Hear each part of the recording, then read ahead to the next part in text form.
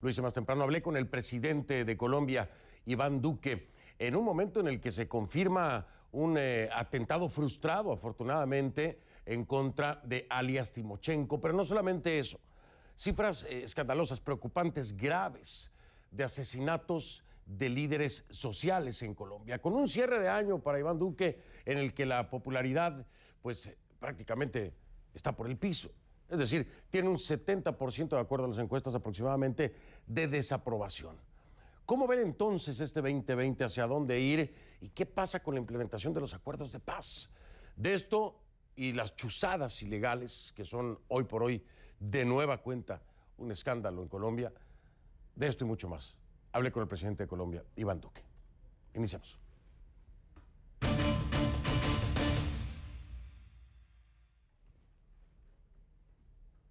Y le pido que a partir de este momento me acompañe utilizando la etiqueta numeral Concluduque. El hashtag es Concluduque, numeral Concluduque es la etiqueta. Sus comentarios, por favor, con esta etiqueta a mi cuenta en Twitter, @soyfdelrincón, @soyfdelrincón.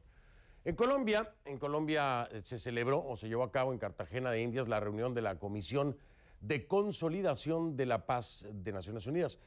En medio, como les decía, de reclamos por los ataques, asesinatos contra líderes sociales y defensores de derechos humanos. Este lunes el jefe de la misión de verificación de la ONU en Colombia dijo ante el Consejo de Seguridad del organismo que mientras las voces de los líderes sociales sigan siendo silenciadas, Colombia tendrá dificultades para alcanzar la paz. Y ahí en Cartagena, desde allá, en entrevista con Conclusiones, el presidente Iván Duque me dijo que reconoce que su gobierno encara un reto enorme en este aspecto. Aunque en 2019 los asesinatos de los líderes sociales vieron una reducción del 25%, según Duque, porque hay otras cifras que dicen todo lo contrario. El presidente Duque me dijo que no es una cifra que lo satisface de ninguna manera, mucho menos cuando se contrasta con otras, ¿no? Porque hay organizaciones no gubernamentales que, por el contrario, son mucho más pesimistas en los números y se separan por completo de lo que asegura es un 25% de disminución el presidente Iván Duque. Él dice, de todas formas, que sea cual sea el número, busca una reducción al 100%. El mandatario, sin embargo, destacó logros importantes en incautación de drogas, por ejemplo, arrestos de cabecillas criminales. También elogió el trabajo de los servicios de inteligencia de Colombia, quienes recientemente lograron frustrar este atentado que ya le mencionaba contra Rodrigo Londoño alias Timochenko, del partido político de las FARC. Este miércoles Timochenko agradeció precisamente a la policía colombiana, dijo que estaba vivo gracias a ellos. Escuche. A mí desde noviembre me llamaron a la UNP, a la dirección de la UNP, la Unidad Nacional de Protección, y un alto oficial de la policía, junto con los oficiales encargados de mi seguridad, me estuvieron informando de que se había descubierto un plan para atentar y que ya el comando que iba a hacerlo estaba listo, que la decisión era no hacerlo en Bogotá, porque lo veían un complejo, y que iban a esperar que yo saliera a la región para entrar a ejecutar el atentado. Bueno, de esas cosas que le dicen a uno, bueno, listo. Nadie sabía cuándo me venía yo para el Quindío, no sabía cuándo iba a durar, no, eso fue dándose así, ni yo mismo lo sabía. Y efectivamente, pues cuando me vengo para acá, para el Quindío, a los pocos días, me dicen, la amenaza está alrededor de la finca donde se está. Y ahí me explicaron las circunstancias que estaban dando, y dije, bueno, pues aquí toca confiar, yo confío en ustedes, tengo confianza en la institución, la profesionalidad de los policías y del equipo de inteligencia que está al frente de esa tarea. El presidente Duque dijo que las disidencias de las FARC que abandonaron el proceso de paz, entre ellos alias El Paisa y alias Iván Márquez, estaban detrás de este atentado. Esta es la primera parte de mi entrevista más temprano, el día de hoy, con el presidente Iván Duque. Vamos para allá.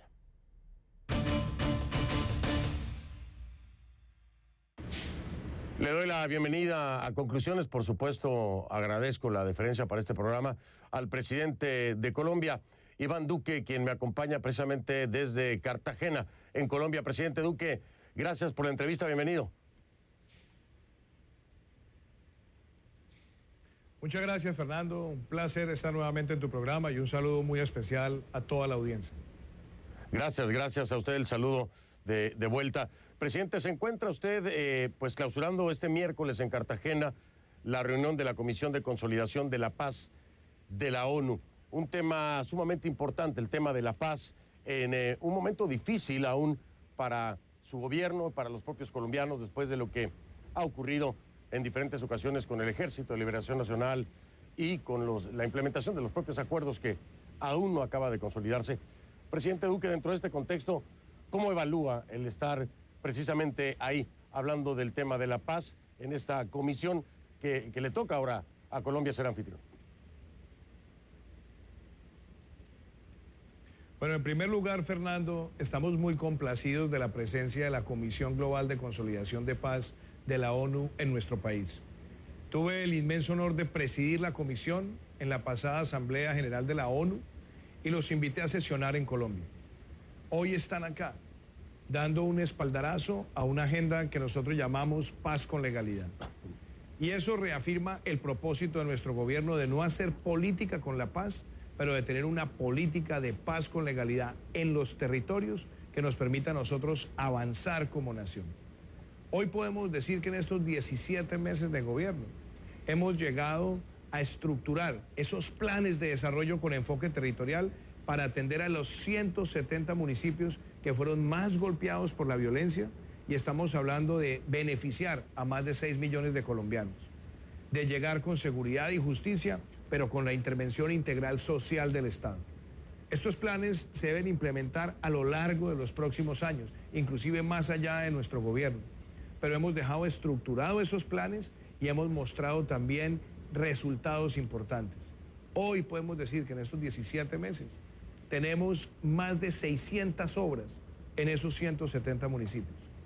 Tenemos más de 62 proyectos del sector privado a través de lo que llamamos obras por impuestos. Estamos haciendo un levantamiento de un catastro multipropósito. Estamos llevando próximamente a la discusión del Congreso una jurisdicción agraria y nos hemos concentrado en que los excombatientes tengan una transición hacia proyectos productivos individuales y colectivos. Creo que esos son retos importantes. Son resultados importantes. Y los retos, Fernando, claro, nosotros vimos una situación dramática en Colombia entre el año 2015 y el 2018, que fue pasar de menos de 60.000 hectáreas de coca a cerca de 200.000 hectáreas. Venía con un crecimiento exponencial. En nuestro gobierno paramos ese crecimiento, logramos una leve reducción. En el año 2019 mostramos las mayores incautaciones de droga que ha tenido Colombia y los mejores resultados en términos de erradicación manual que haya visto nuestro país. Para nosotros, enfrentar ese fenómeno del narcotráfico significa afectar las economías ilegales que nutren al terrorismo y que son además la principal fuente o combustible de esos grupos armados que pretenden asesinar líderes sociales e intimidar territorios. Por eso también desde el gobierno en estos 17 meses les hemos asestado golpes importantes y contundentes. Sin embargo, dentro de todo este contexto, podemos hablar de un atentado frustrado contra alias Timochenko, atentados contra las Fuerzas Armadas, contra la policía, una disidencia de la FARC que se rearma en su gobierno, un diálogo suspendido con el Ejército de Liberación Nacional por consecuencia también de sus ataques, el asesinato, ya lo mencionaba usted, de líderes sociales, presidente Duque. En todo esto se le está saliendo de las manos, está rebasando al Estado el tema de la seguridad en Colombia. Estamos viendo de nuevo actividades que se presumían podrían eliminarse después de los acuerdos de paz. Sin embargo, empezamos a ver cómo resurge una disidencia de FARC con armas, ataques a policía, a Fuerzas Armadas, atentado en este caso a Timochenko. ¿Cómo lo siente? ¿No parece que estuviera controlándolo así como pretende o como quisiera? Yo quisiera, Fernando, desagregar cada punto de la pregunta que acabas de formular. En primer lugar, miremos cómo cerró el año 2019. El año 2019 para Colombia terminó con la menor tasa de secuestros que ha tenido Colombia desde que existen estadísticas de secuestro. Es decir, con la menor tasa en más de 30 años. Cerramos el año 2019 con una de las más bajas tasas de homicidios desde 1974. y logramos también asestarle golpes muy importantes a las estructuras criminales, alias Jason Orejas, alias Cadete, alias David, alias Guacho, alias Pácora, alias Puntilla, criminales de enorme peligrosidad, han sido enfrentados contundentemente por las autoridades. En segundo lugar, tú hablabas de las disidencias de la FARC, Fernando. Esas disidencias venían ya activándose desde antes de la llegada de nuestro gobierno. Ustedes recordarán que alias Jesús Santrich, que fue negociador de ese acuerdo, fue capturado en el gobierno anterior porque había unas pruebas de participación de él en narcotráfico y una solicitud de extradición de un tribunal federal de los Estados Unidos.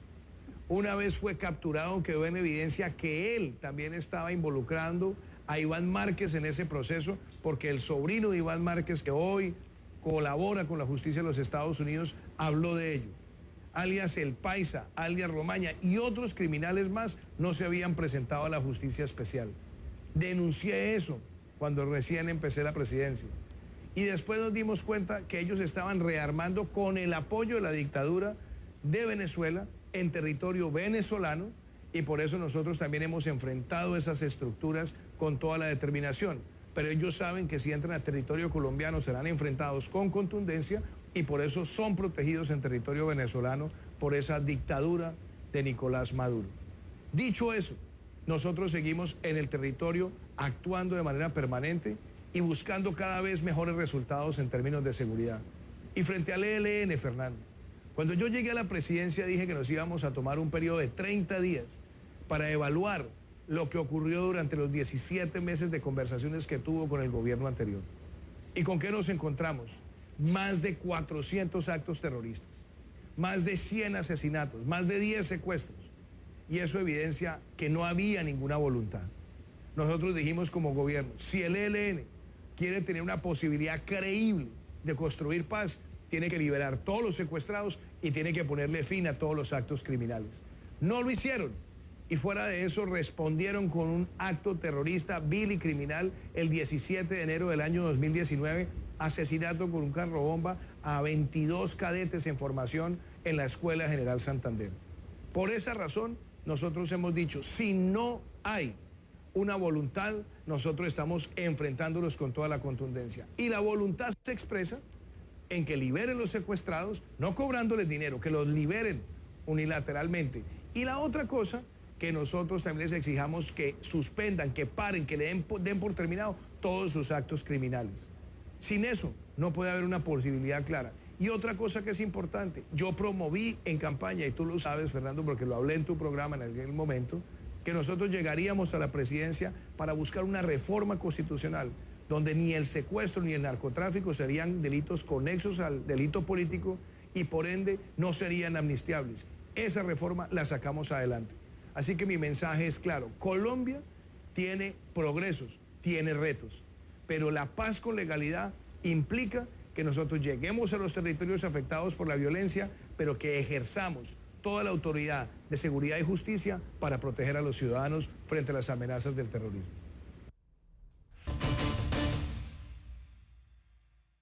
Usted habla de los líderes sociales, de los asesinatos a los mismos, en una reducción, dice usted, del 25%. Sin embargo, le puedo decir que Indepaz, por ejemplo, advierte que es el récord más lamentable de aproximadamente un asesinato por día. Estoy hablando de 2020, con lo que va de este año, de acuerdo al director de Indepaz. Pero al mismo tiempo, la ONG Frontline Defenders pues pone a Colombia en 2019 al menos con 300 casos registrados de asesinatos de líderes sociales a nivel mundial, y en Colombia se habrían cometido 107. Las cifras que manejan Indepaz y Frontline Defenders no hablan de una reducción del 25%. ¿Por qué? ¿Por qué estas diferencias? ¿Qué me dice usted de eso?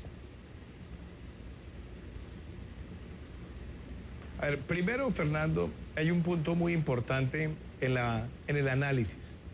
¿Cuántos líderes sociales hay en Colombia? Esa es la primera pregunta que debemos hacer. Nosotros trabajamos con 22 caracterizaciones que han sido avaladas por Naciones Unidas. Una de esas 22 se considera líder de acción comunal. Y esos líderes de acción comunal en Colombia son más de 6 millones, porque tenemos cerca de 67.000 juntas de acción comunal. Todo miembro de esa junta es considerado un líder social. Si nosotros le sumamos a esa caracterización las otras 21 o 22, podemos superar los 7 u 8 millones. Entonces, eso implica el tamaño del reto. Cuando analizamos lo que ha ocurrido en los últimos años, y yo lo denuncié en mi discurso de posesión, este asesinato se venía presentando de tiempo atrás, desde antes de llegar nosotros a la presidencia de la República. Tan pronto llegué a la presidencia, al cabo de los primeros 60 días, pusimos en marcha el Plan de Acción Oportuna para proteger líderes sociales en el territorio, se conoce como el PAO. Después lanzamos unos lineamientos de política pública que los presentamos hace unas semanas acá en la ciudad de Cartagena, en Colombia. Y podemos decir que llevando las estadísticas que se registran a través de Naciones Unidas, tenemos una reducción. Y eso lo trabaja la Consejería Presidencial para los Derechos Humanos con la Fiscalía General de la Nación, y nosotros trabajamos sobre ese levantamiento de información. Y yo lo he dicho, eso no es para sentirnos nosotros ni triunfalistas ni en holgorio, porque esa cifra hay que trabajar para llevarla a cero. Pero sí hemos tenido esa reducción. Y yo lo quiero decir de una forma muy clara, Fernando.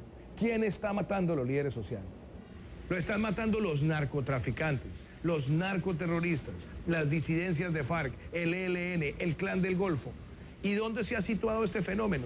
Se ha situado en menos de 80 municipios de más de 1.100 que tiene Colombia, es decir, en el 96% del territorio. No se ha presentado ese fenómeno, y se ha presentado en lugares donde hay presencia de cultivos ilícitos, presencia de extracción ilegal de minerales, y esos grupos armados quieren ir a enfrentar a esos líderes porque esos líderes están haciendo una labor para disuadir a la población de no dejarse tentar por la criminalidad. Yo tengo el compromiso de seguir enfrentando esas estructuras criminales y de mejorar cada vez más la protección de esos líderes sociales. Y muy acorde a lo que está clausurando el día de hoy en Cartagena, precisamente vinculado a la ONU, en este caso la Agencia de los Derechos Humanos, ellos mismos hacen un llamado, presidente, por el asesinato de, ellos dicen, líderes comunitarios también, ¿no? Además de líderes sociales. Hablan de 107 activistas asesinados en Colombia solo el año pasado. Esta es información de Naciones Unidas. Y otros 13 casos que están en investigación, lo que podría llegar a un total de 120.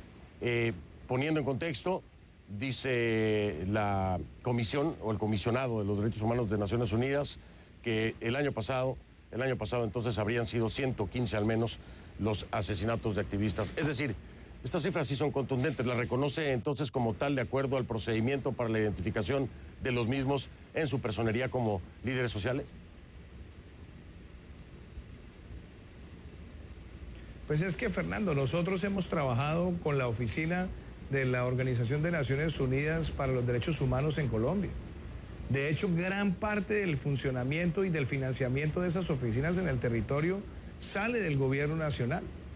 Y nosotros trabajamos reconociendo su independencia y el levantamiento de información. Trabajamos muy de la mano.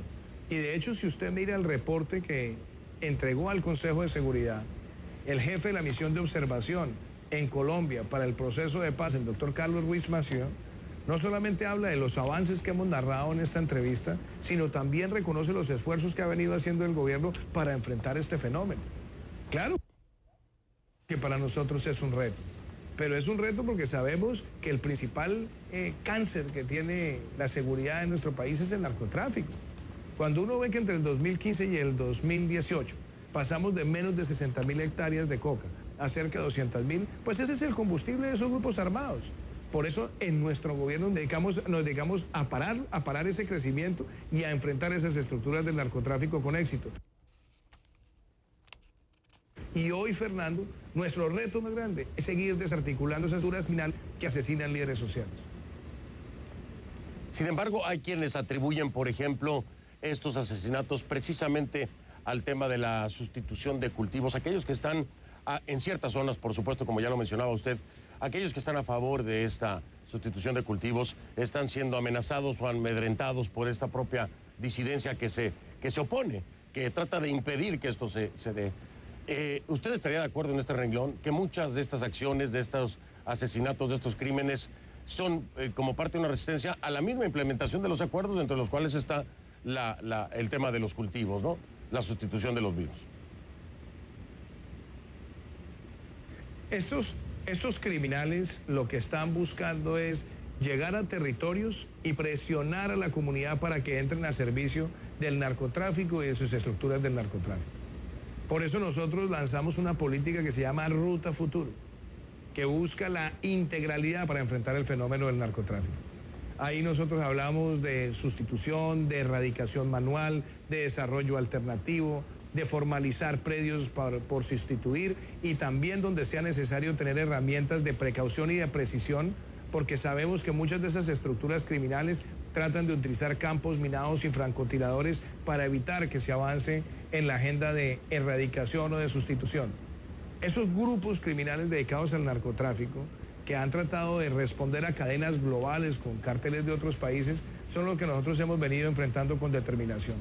Ellos tratan de llegar a amedrentar a la población. Somos conscientes de ese fenómeno y por eso nosotros tenemos que mejorar cada vez más nuestra presencia y nuestra capacidad de acción. Ahora, dicho todo eso, miremos cómo cerramos el año 2019, Fernando. Llegamos a niveles de incautación de cocaína que superan las 434.7 toneladas de cocaína, algo sin precedentes en el país y que nos da a nosotros la motivación de enfrentar esas estructuras. Pero también haber logrado el mayor número de erradicación manual que ha tenido nuestro país. Y a eso le combinamos las otras herramientas, nos damos cuenta que Colombia tiene hoy una visión integral. ¿Podemos cantar victoria? No, porque esa es una labor que nos toca hacerla todos los días y que involucra también una lucha global contra el fenómeno del narcotráfico. Pero en lo que a nosotros corresponde, seguiremos llegando a los territorios con nuestra agenda de paz con legalidad, que tiene en una mano seguridad y justicia y en la otra la intervención social del Estado para generar confianza en la ciudadanía. Sabemos que hay retos grandes, pero tú hacías ahora una precisión, Fernando, sobre los líderes de acción comunal. Yo quiero decir esto, en estos 17 meses, por primera vez, un presidente de la República asiste al Congreso Anual de la Acción Comunal. Ya hemos estado 2 veces con ellos. Lanzamos un documento de política pública para el liderazgo comunal. Aumentamos por 5 el número de recursos para el Fondo de Proyectos de la Acción Comunal. Y estamos poniendo en marcha un programa de formación de líderes juveniles comunales en Colombia. Eso también muestra el compromiso con el liderazgo social en nuestro país por parte de nuestro gobierno. Presidente, no puedo dejar de tocar con usted el tema de las interceptaciones legales, este escándalo que se destapa a raíz de una investigación periodística en donde se estaría pues escuchando las llamadas de magistrados de la Corte, periodistas, políticos. Desgraciadamente, en el ojo del huracán, el Ejército Nacional. Le sumamos a eso los señalamientos también que ha hecho el New York Times de Nicasio Martínez, el general, que había dado directrices a subordinados para aumentar bajas en combate. Yo le quiero preguntar, ¿esto cómo está dejando, primero, la inteligencia? Porque desde dentro del gobierno, desde dentro del sistema de inteligencia, se debe estar haciendo, no puede hacerse así de fácil, ¿no? Primero. Segundo, ¿por qué la participación del ejército? ¿Cómo queda ante la comunidad, ante los colombianos, el ejército? ¿Qué está pasando, presidente Duque? ¿Han detectado quiénes son y hasta dónde llegarán con esta investigación?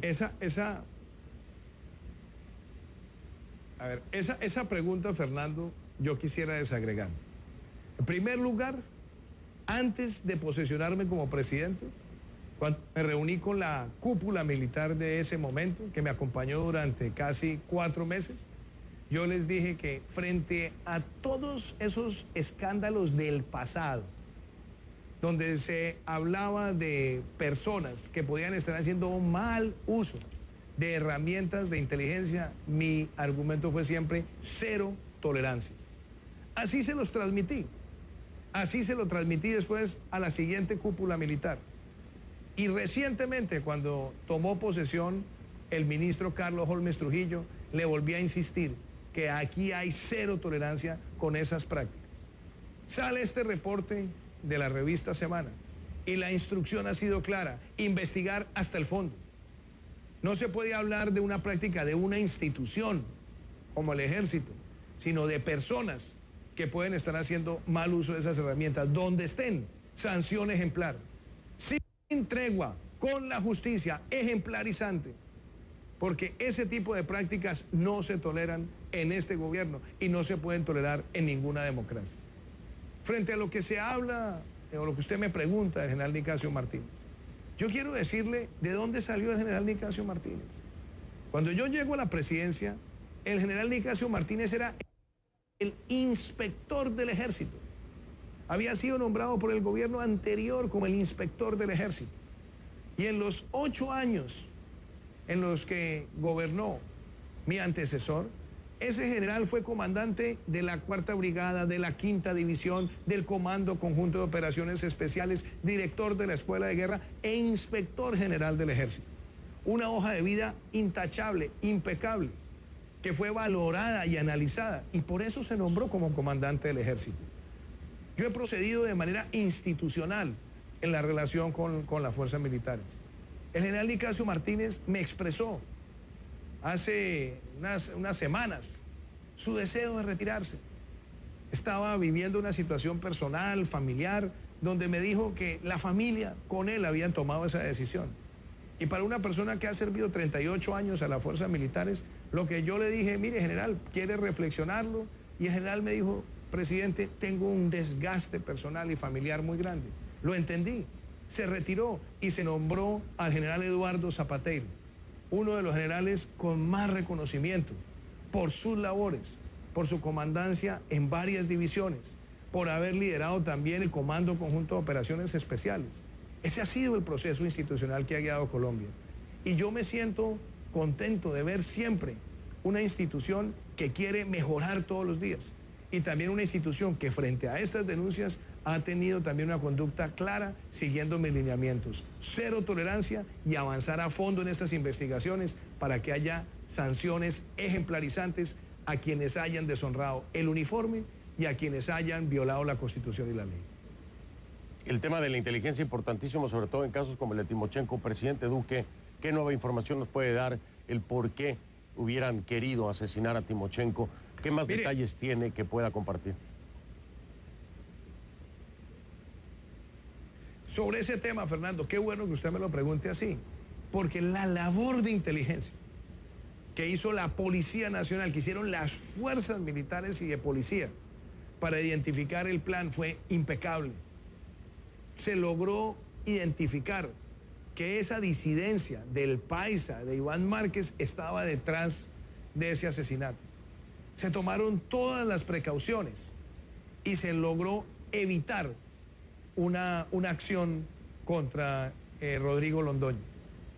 Y esa ha sido la inteligencia que está comprometida con la protección de los colombianos, la que está comprometida con la protección de la vida, honra, bienes, derechos y libertades de todo un país. Creo que ese reconocimiento que se ha hecho a esa labor es muy importante y nosotros seguiremos siempre tomando todas las medidas para que esa inteligencia que tiene que orientar la protección del país, la protección de los ciudadanos, sea cada vez más efectiva y que también sea efectiva para enfrentar contundentemente la criminalidad. Presidente Duque, sé que tiene la agenda apretada, por supuesto, en esta clausura tan importante de la Comisión de Consolidación de la Paz de la ONU. Quiero agradecerle su tiempo, por supuesto, siempre es un placer tenerlo aquí en el programa.